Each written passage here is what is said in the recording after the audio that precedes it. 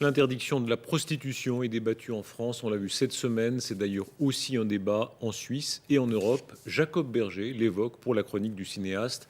Il rappelle aussi combien le sujet a inspiré le cinéma.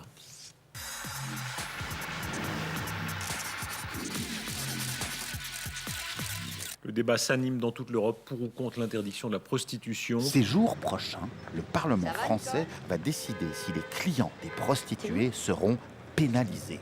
Pénalisés du latin poenalis, qui a trait à la peine, la punition, la rançon, la souffrance. À ne pas confondre avec pénis, sexe, queue, luxure, brosse.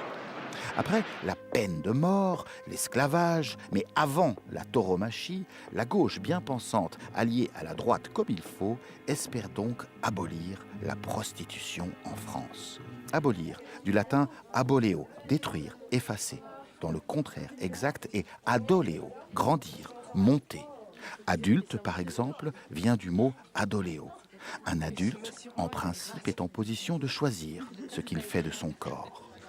Après la prohibition de l'alcool aux États-Unis dans les années 20 et l'interdiction de la drogue partout sur la planète, l'un comme l'autre avec le succès que l'on sait, le temps était venu en effet de libérer l'humanité de cette verrue abjecte qu'on appelle prostitution. Prostitution, du latin prostituo, exposer, profaner. Désormais, il ne sera donc plus interdit de vendre ses charmes, mais de les acheter. Mais à quel moment le délit du client sera-t-il incontestablement avéré? Au moment de la transaction financière ou au moment de l'acte physique? Et comment saura-t-on que l'un et l'autre sont liés? La police ira-t-elle se cacher dans les fourrés dans l'espoir de saisir ce moment fatidique où la preuve jaillira, exposée tel un crachat? Transaction, du latin transactio, transiger.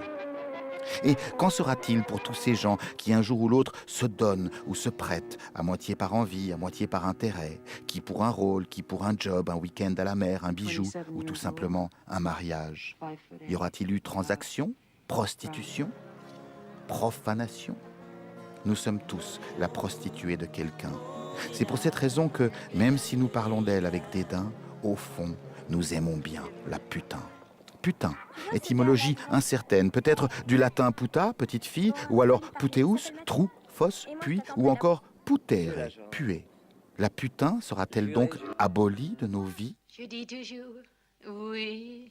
Disparaîtra-t-elle des rues, des films, des souvenirs, de nos cauchemars et même de nos rêves? Je n'ose le croire. Croire, de l'indo-européen, créer, placer en son cœur.